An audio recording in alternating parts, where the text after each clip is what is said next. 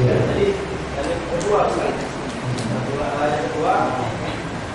adalah tiga amalan yang terdapat lima. Yang pertama ilmu yang bermanfaat, yang kedua sedekah jariah, yang ketiga doa yang soleh. Iya. Jadi dalam kita mendoakan orang tua atau orang tua yang sudah tiada, bagaimana pelaksanaan ibadah kita menjadi anak yang soleh tadi agar mendapat untuk bisa membantu almarhum orang tua kita yang sudah tiada. Itu aja.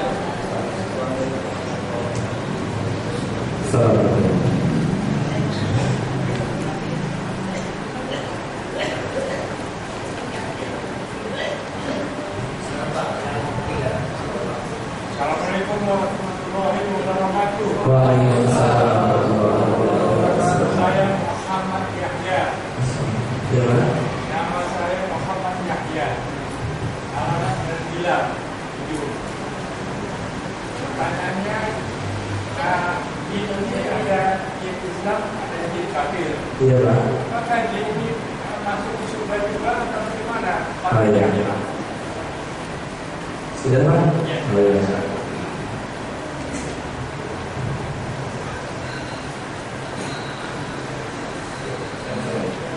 Baik, kemudian pertama tentang mizan dan perlihatkan dan penampakan daripada catatan amal. Wa may ya'mal mithqala dzarratin khairan yarah wa may ya'mal mithqala dzarratin syarran yarah. Ada satu sesi di perjalanan akhirat itu di mana dialog antara Allah dengan manusia, ya. Kemudian manusia akan dibeberkan semua dosa-dosanya. Manusia itu sudah hampir mati kutu, yakin bakal disiksa. Dia sudah merasa tidak bisa bergerak kemana-mana, tengok ke kiri neraka, tengok ke kanan neraka, kemana-mana neraka. Rasa takut dia kepada Allah yang merupakan buah daripada rasa takut di dunia karena dosa-dosanya, itulah yang kemudian datang firman Allah Subhanahu Wa Taala, tenang, semuanya sudah kuampuni. Kenapa? Orang ini punya kalimat la ilaha illallah. Yang kata Rasulullah, andai kata kalimat la ilaha illallah ini ditimbang ya dengan langit dan bumi, maka ini sangat berat. Inilah mahalnya kalimat la ilaha illallah nanti di akhir. Ya. Artinya apa? Orang ini diperlihatkan amalnya, tapi tidak semua yang diperlihatkan akan dituntut. Tetapi kalau sampai ditanya, misalnya ya Allah atau malaikat bertanya, kenapa kamu ke dunia begini? Inilah yang dikatakan Nabi Mansuila utiba. Siapa yang sampai ditanya pasti kena siksa. Ya, siapa yang sampai ditanya. Ya, tetapi kalau ada orang yang berbuat dosa, lalu dia menutupinya dengan kebaikan-kebaikan yang sangat banyak, maka Allah hanya menyodorkan, ini loh dulu kamu pernah melakukan begini. Tapi sudah diampuni semua. Maka orang itu kemudian apa? Bersyukur sekali. Sebaliknya kalau orang kafir bagaimana Pak? Orang kafir persis seperti waktu mereka di dunia. Dia akan berkata, mana saksinya? Gak ada kok, gak ada saksinya, gak ada dia, gitu kan? Ya, dia kemudian bicara semaunya. Ya, persis seperti waktu di dunia. Kalau ditanya gimana? Ya, biarkan proses hukum berlangsung. Ya, serahkan saja kepada ini, gitu. Nanti biar pengadilan yang membuktikan. Ya, tunjukkan aja saksinya, datangkan. Nggak usah cara begitu. Ini adalah hukum, begitu ya. Itu kebiasaan mereka nanti terulang di akhirat. Begitu. Ketika ditanya mana saksinya, mana, tiba-tiba mulutnya dibungkam. Dia kalau bisa ngomong, tangannya bicara, ininya bicara, semuanya bicara. Itulah ya. Jadi rupanya waktu di akhirat orang-orang kafir pun seperti dalam Al-Quran digambarkan nanti begitu. Dia akan bertanya mana saksinya. Dia lupa bahwa tubuhnya adalah saksi yang paling penting. Jadi tidak ada pertentangan antara bisa dengan penampakan amal tersebut. Kemudian yang kedua tentang bagaimana dosa mengurangi timbangan. Tentunya harus dibedakan antara kasus yang permanen dengan sistem yang sudah paten. Ya, maaf, kasus yang sifatnya adalah insiden dengan sistem yang permanen. Saya tidak tahu apa yang ditanyakan penanya, apakah ini sebuah sistem yang permanen sehingga kalau Anda berada di situ otomatis Anda akan begitu terus, atau sesekali pernah ada kasus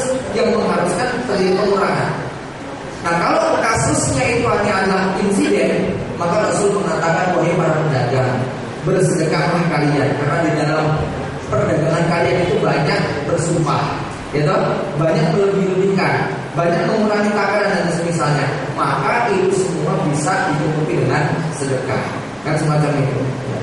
Artinya perbuatan itu sering sekali kita lakukan secara tidak sadar, nggak sengaja terpancing.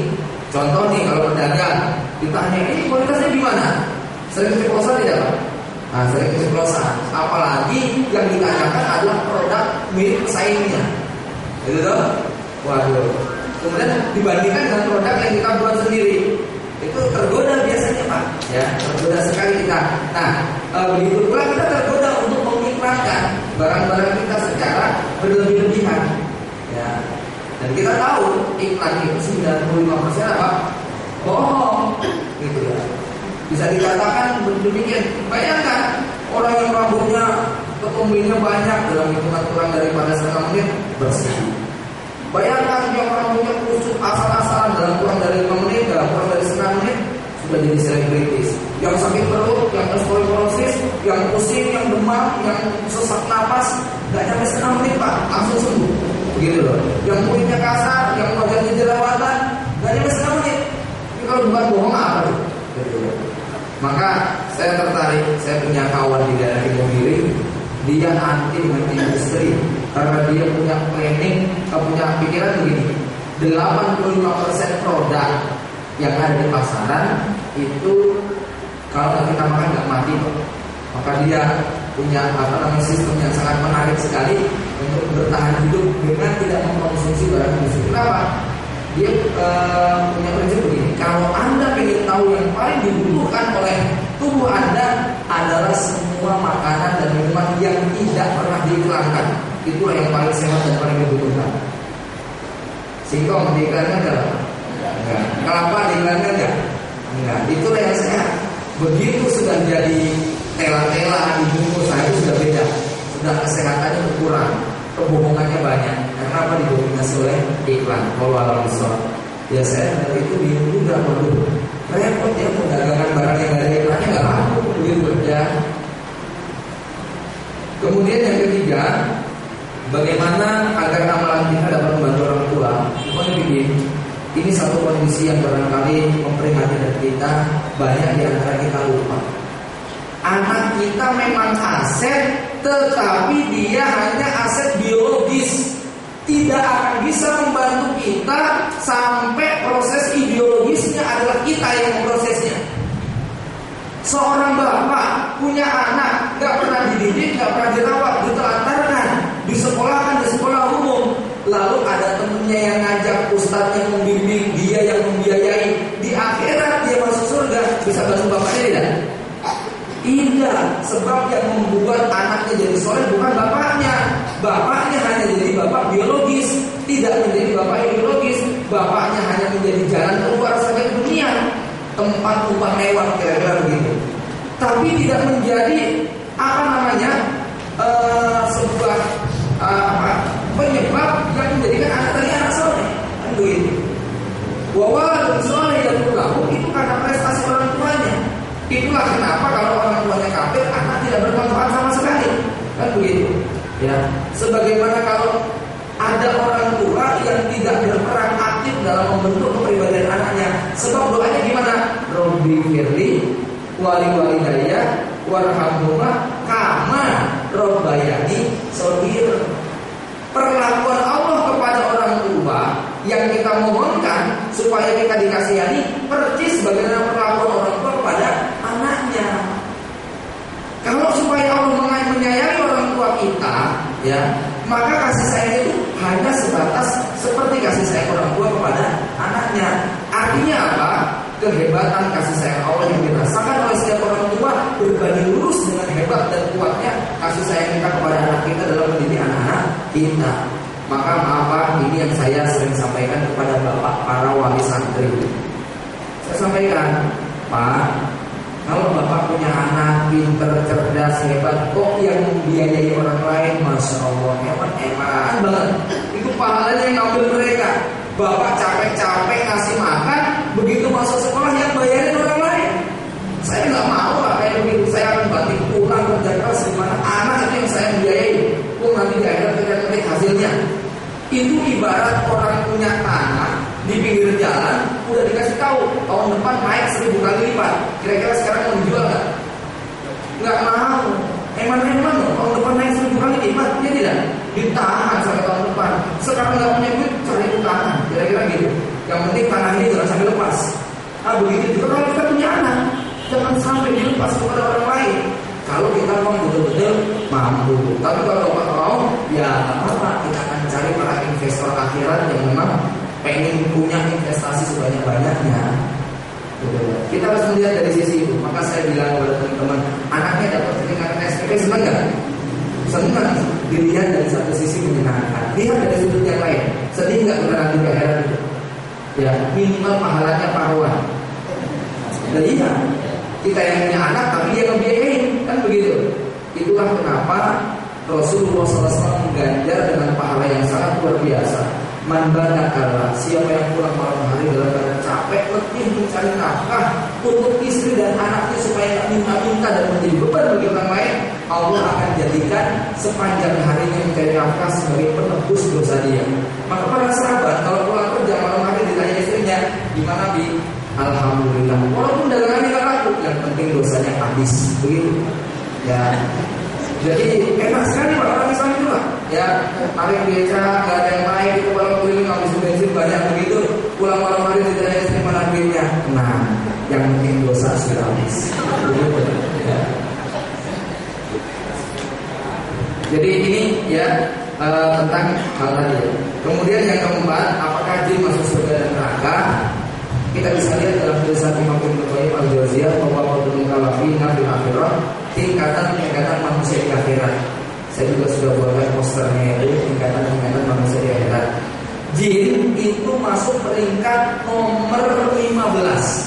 Nomor 1 sampai nomor 14 itu masuk surga, nomor 15 di neraka, nomor 16, nomor 17, nomor 18, semuanya 18 ya. 15 itu jin, jadi jin itu nerakanya paling atas. Baru di bawahnya adalah orang-orang kafir, ya, orang-orang musyrik, orang-orang yang tidak bertauhid. Di bawahnya lagi orang a'immatul kufur, pemimpin-pemimpin kufur, ya. Di bawahnya lagi yang paling bawah dari aspal itu gembong-gembong munafik. Jadi munafik dulu, kemudian a'immatul kufur, para pemimpin kekufuran, ya. Di atasnya lagi adalah rakyatnya, anak buahnya. Baru di atasnya itu jin. Baru di atasnya adalah orang Islam yang masuk neraka, tetapi masih ada harapan untuk masuk surga. Lantaran masih ada setitik keimanan di dalam hatinya. Sebab nanti di akhirat Allah akan memberikan malaikat, ciduklah dari neraka orang yang di dalam hatinya masih ada keimanan walaupun besarnya satu keping dinar. Maka diseroklah manusia-manusia penduduk neraka itu. Dan ini kabar gembira bagi penduduk neraka yang beriman bahwa dia hanya akan mati satu kali. Dia akan mati satu kali, lalu terbakar jadi arang, kemudian apa? Dia nggak merasakan api lagi. Kan orang kalau sudah mati nggak sakit Pak ya. Tetapi beda dengan orang kafir. Orang kafir dikatakan oleh Allah Subhanahu Wa Taala, wa ya'tihil mautu min kulli makanin wa ma huwa bimayyitin. Kematian datang dari berbagai macam penjuru, tapi dia nggak mati-mati. Tapi kalau orang kafir, orang mukmin dibakar, kemudian dia meninggal dunia, mati di situ jadi arang, yang tersisa tinggal hatinya. Setelah itu Allah akan memerintahkan malaikat untuk kemudian menyerok, lalu dikeluarkan dari neraka. Setelah itu Allah berkata lagi kepada malaikat, sudah ya Allah, tidak ada lagi. Ambil dari neraka orang yang di dalam hati masih ada setengah keping dinar. Diserok lagi yang kedua kalinya. Setelah itu ditanya sudah. Ambil yang di dalam hatinya masih ada 1/4 keping dinar. Sampai yang terakhir, ambil dari neraka manusia yang di dalam hatinya masih ada miskola dzarratin minal iman, sebiji sawi. Jadi kalau masih punya keimanan, dia akan diciduk. Inilah yang disebutkan di dalam hadis Jahannamiyun, ex mantan penghuni neraka Jahannam. Ya, yang nanti dia akan dimasukkan ke dalam surga. Dialah yang terakhir kali keluar dari neraka, dan dialah yang terakhir kali masuk ke dalam surga. Yang diledek oleh Allah Subhanahu Wa Taala, maukah engkau aku kasih kenikmatan seperti 10 kali lipat raja dunia. Ya, malu nggak dia digituin? Ya, malu nggak dia digituin? Malu, jangan gitulah. Ya saya memang banyak dosa diledek-ledek. Enggak, benar. Ya, maka betapa orang ini bersyukur sekali ketika oleh Allah ternyata dia diberitahu itulah derajat terendah yang ada di surga, yaitu seperti raja yang punya kekuasaan 10 kali dunia. Ya, subhanallah. Kemudian kenapa kok jin itu nerakanya paling atas? Mari kita lihat ya. Kemudian jin itu menggodanya bagaimana? Yuwas visu durinas. Mereka hanya menggoda dengan membisikkan di dalam hati manusia. Jadi kalau misalnya mau ada pengajian, kalau jin menggodanya gimana? Gak usah lah, itu ada konser Afgan loh, gitu ya. Gak usah datang lah, di rumah kerjaan masih banyak. Gak usah datang lah, ya gak enak ustadznya. Gak usah datang lah, itu bayar. Dan itu godanya bisik-bisik. Kalau manusia godanya gimana? Awas, ngaji, saya tangkap loh, gitu ya. Awas ngaji, potong gaji loh. Awas, pakai jilbab, saya pecat loh. Pertanyaannya, lebih nakutin mana? Cara menggoda manusia sama setan? Manusia, makanya wajar manusia nerakanya paling bawah, begitu. Logis kayaknya, logis ya. Subhanallah, Ibnu Qayyim menjelaskan semacam itu. Ya, jin itu nerakanya paling atas. Ada nggak jin yang masuk surga? Ada. Ya, yaitu jin yang beriman. Wallahu a'lam bishawab.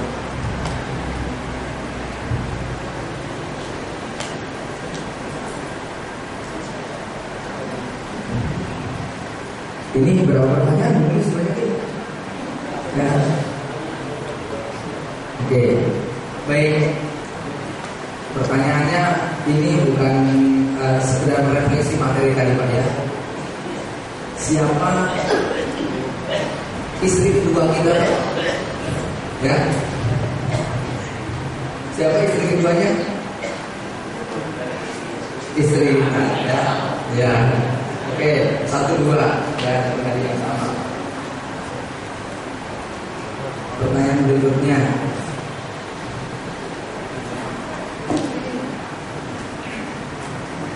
Berapa panjang waktu pada mahsyar? Hah? Oh, pada mahsyar kan 60 tahun. Jadi soalnya belum selesai.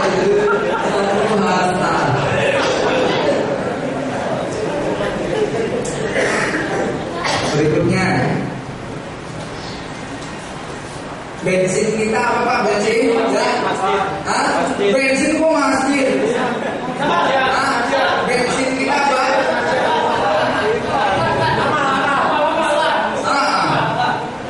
Iman. Aduh, keliru semua. Bensin itu iman, ya.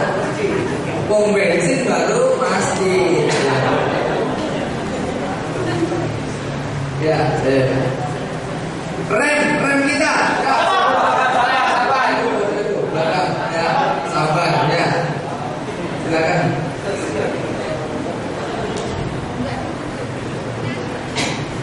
Langsung jawab Pak.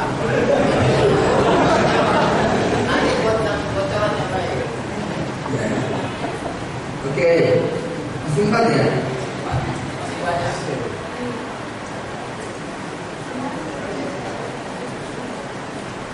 Lampu siapa kita?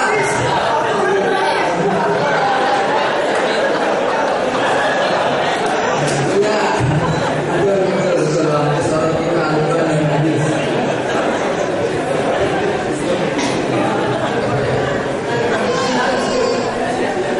Dia belajar dari pengalaman pahit sebelumnya.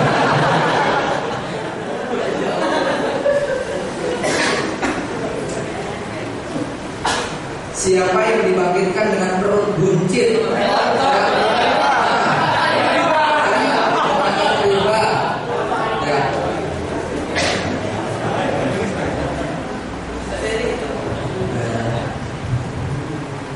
Siapa yang tadi menunggu? Kalau saya tanya, ya, kalau bisa jawab berarti oke. Siapa yang dibangkitkan dalam keadaan memikul bulu ke bumi 7 tahun. Pertanyaan depannya ada setengah dua. Siapa yang dibangkitkan dalam keadaan memikul bumi 7 bola? Korupsi.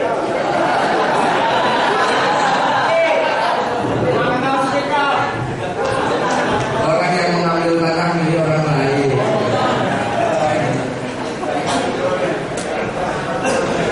Ya terakhir satu lagi ya.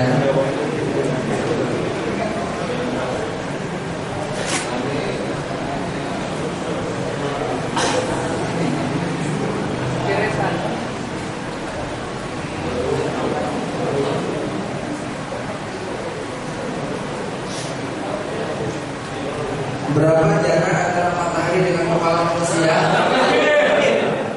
1 meter. Cukup ya? Alhamdulillah kemudian.